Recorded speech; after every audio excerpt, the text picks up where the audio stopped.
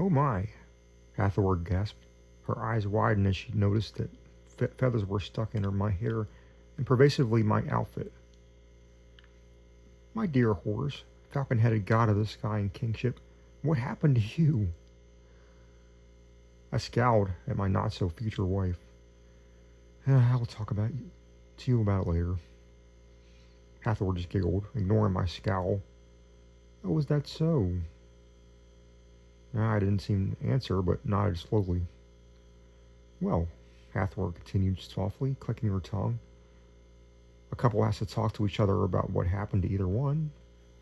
You can still talk to me about it right now, am I right? I rolled my eyes, grumbling. Well, you and I are not going to be a couple in the future. I just need to roll alone. Besides, you are wrong, and I still...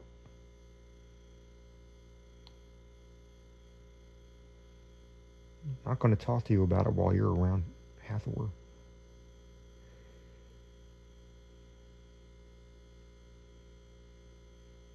I would rather keep things secret to myself and not tell them to others. Well, then I'll give you some time to think about it.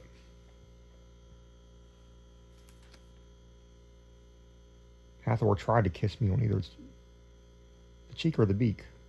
I can't tell, but I pushed her face away from my peregrine falcon face softly. After that, the maid, Jamila, split us apart, causing Hathor, who winked at me, to back off and leave so she could encounter Khnum and Toth for a while. I refused to smile at the goddess of love and beauty. After all, I never liked females personally, but being married to one is worse. Every woman, either mortal or goddess, that is, except Bastet, youngest sister of two feline-headed goddesses, which I will reveal here later. Why? Well, Bastet is one of the only females that I can trust. After all, she is my most trusted ally, so Anubis isn't my only ally around. And Hathor?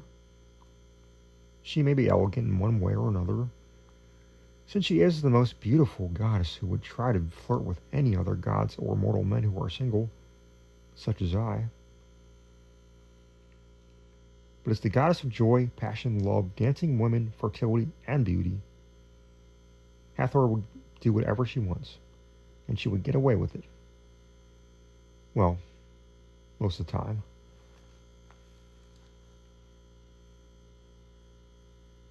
Above all, she was one of the daughters of the ancient Egyptian hawk or fountain-headed sun god Ra. In fact, some legends say that she is one of Ra's spouses, and it is clearly true sometimes.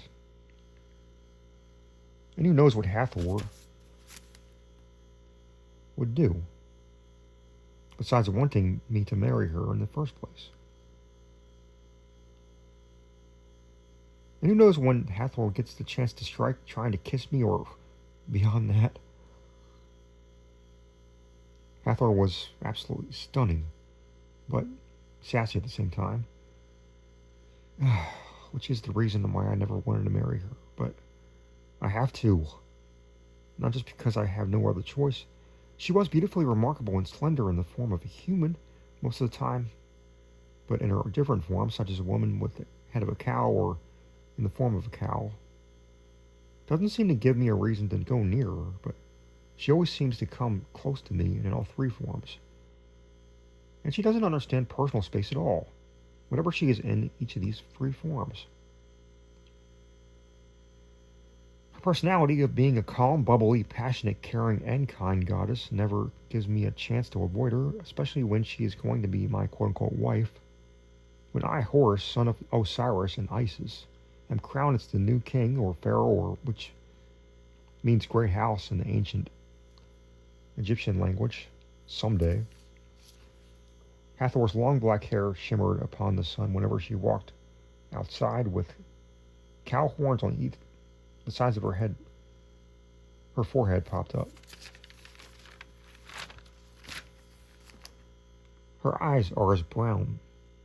My color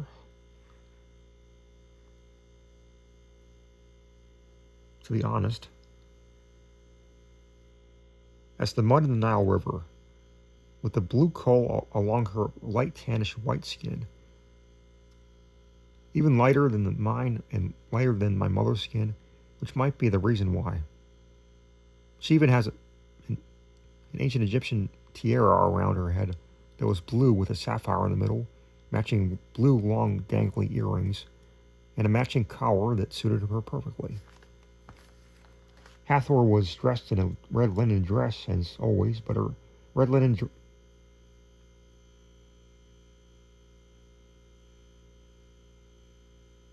dress this time was with white decorations among the bottom of the dress, as well as the two strips of cloth upon her female-like area. And of course, she is barefooted as well as almost any other deity. I shoved Hathor out of my head as Jamila, who pushed me behind the curtain, just undressed me from my shoulders to, removing my jewelry and my double crown. As I struggled to break free and I camouflaging my hieroglyphic writing from her, I screeched, losing my balance, and ended up landing in a bathtub, which is filled with water and bubbles, my uncovered butt first. After that, all that wrestling to circumvent myself from Jamila, burying my secret close to my chest, it just turned out to be as embarrassing as whatever kind of embarrassment you want to say. The water was freezing cold, causing me to shiver so badly for the next 15 minutes, my spine to freak out a bit, my mind shouting to me to get out of there now. I rubbed my uncovered arms with my hands to apply some heat upon them, which didn't help at all. Even if I was nude and freezing, I still detected myself as quite uneasy, and I would rather do things on my own privately than having a maid or anyone else do it for me. It's where you really get the feeling that you don't hate it, but you don't love it either. And I have the same feeling here in this embarrassing moment. I recognized the two goddesses who entered the home of Jamila with me earlier, Mafdet, the ancient Egyptian cheetah-headed goddess of execution, and her older sister Sekhmet, the ancient Egyptian lion-headed goddess of vengeance. Walked in to assist Jamila, scrubbing my bare hands and legs. It would have been warm if you were on time, and you know that, Horace. Jamila smirked. Of course I knew that, I thought. Barely knowing. Why does Jamila have to tell me that in the first place? Besides, this is the first time I've been late so far, and it's always early.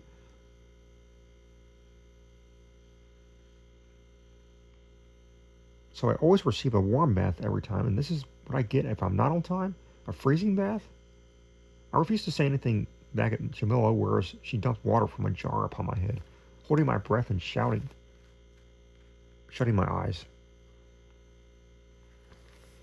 Relieved, I let my breath out and kind of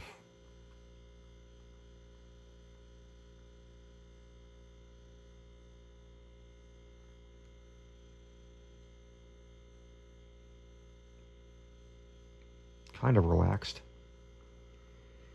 As Jamila plucked out my shedded feathers from my hair before she placed soap and nourishing oils for either gender's hair upon my damp, dark brown hair, now appeared to be black when wet. She afterward rinsed them all off my hair with more dumped water from the jar. I continued holding my breath as Jamila continued the process of dumping water on my head one more than last time, to make sure that all the chemicals and feathers are all free from my naked body. Afterward, Moftet reached her hand out to my left hand. I refused to allow her to seek my hieroglyphic writing relaxing on my arm, nor to scrub it off. Again, it ratified me wrong when Moftet noticed them and seriously scowled at me. This has caused me to chuckle nervously. My face turned red almost. Horace, why are there hieroglyphics on your arm? She sighed. I pulled my arm away from Moftet's grasp, proceeding to crow nervously but then seriously glaring at her. for me to know and for you to find out. Well, we are going to cleanse it off anyway, whether I want to perceive it or have to find out. I groaned, eyes rolling right in front of her. Of course, you will always swab my forearms hieroglyphic writing, so I won't. I lied about my secret, reminding myself not to spill the beans, using a clever fake smile. Use these tactics to impress Jendai?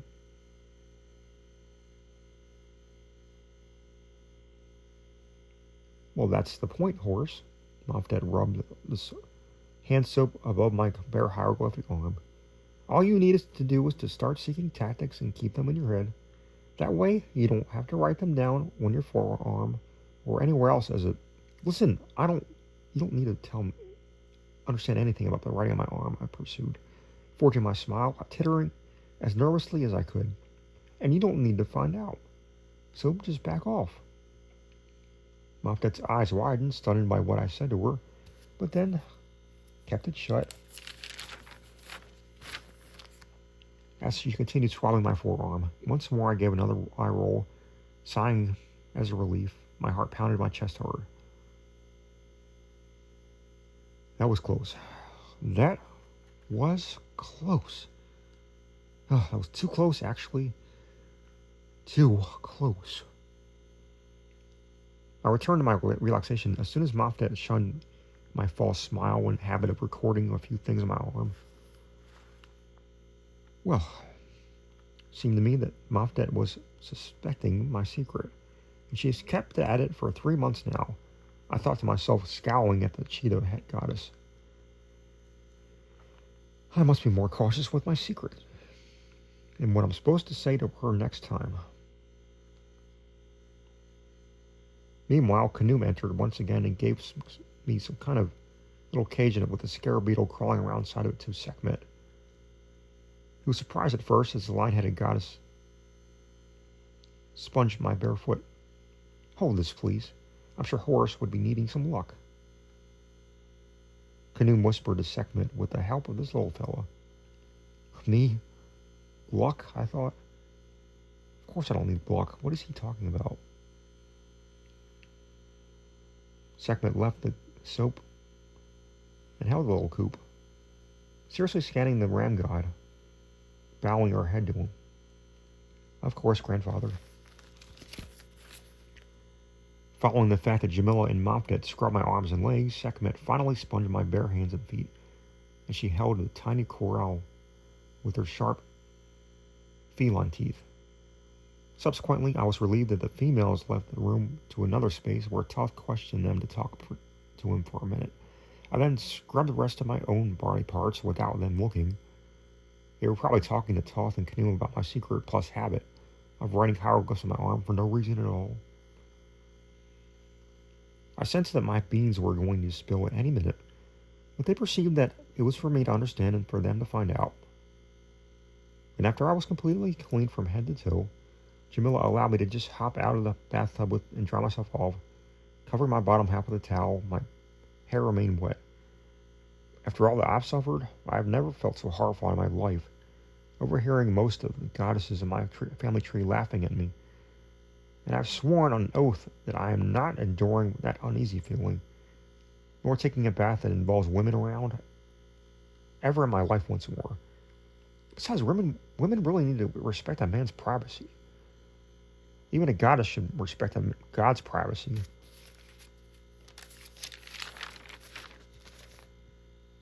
I mean, come on. Why does it have to be so difficult for me to enjoy some privacy without women around? I later covertly walked over the corner of the room without anyone peering for me and took a glance at my hieroglyphic writing, which now appeared all smeared into each other. So, what I did was I wiped it all off with my hand by magically vanishing the ink off of it, grabbing the ancient Egyptian pen and ink, picked the black ink once again, and began rewriting the words that I remember. After all, without the writing on my arm, I would be able to forget what word I would say in front of my future loyal subjects, or in this case, the hot-tempered and impatient matchmaker, Jendai.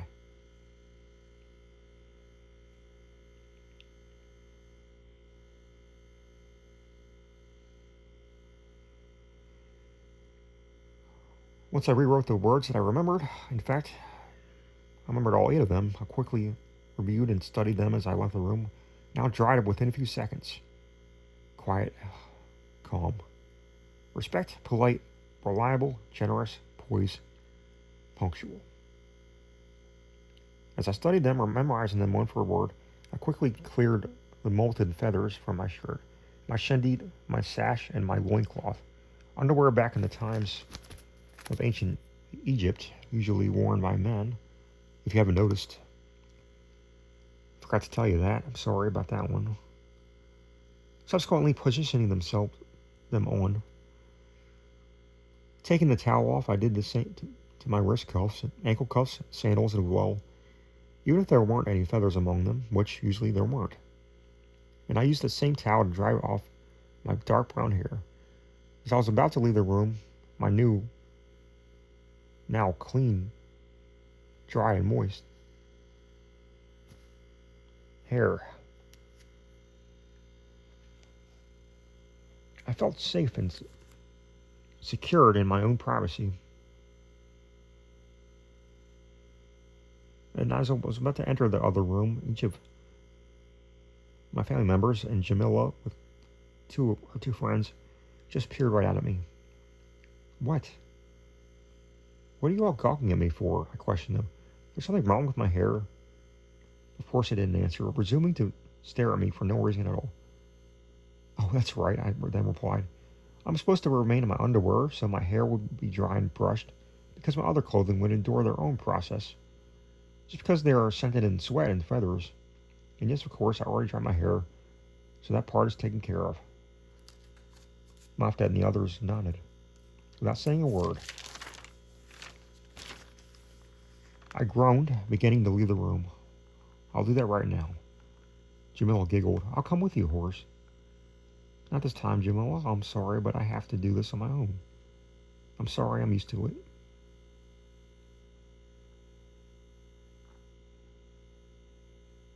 I scowled at Jamila. Besides, no one's going to disrobe my clothes for me anymore. I'm an adult, and I can take care of it on my own. All right, then, whatever you say.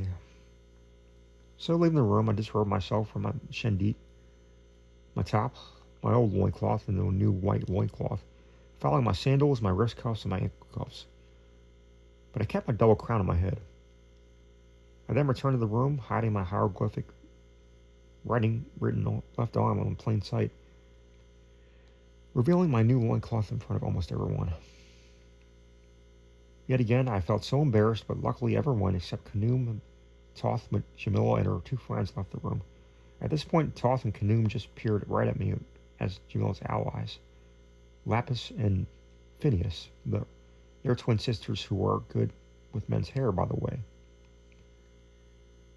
Removed my double crown from my head, planting it right alongside me, and with a royal brush began combing my hair. Once the twin sisters were done combing and they placed my double crown back upon my head, as I stood up and thanked them. I then turned to Toth and Kanoom. The two just smiled, causing me to smile back a little.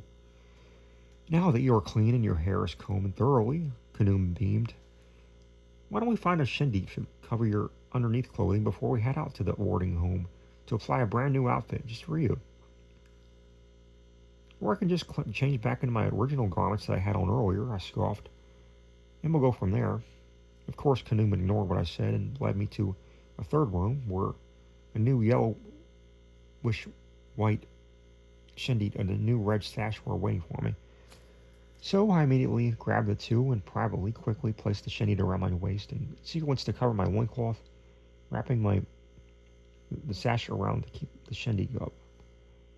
I then admitted to my new outfit in front of those who stayed in the room, and they were pleased.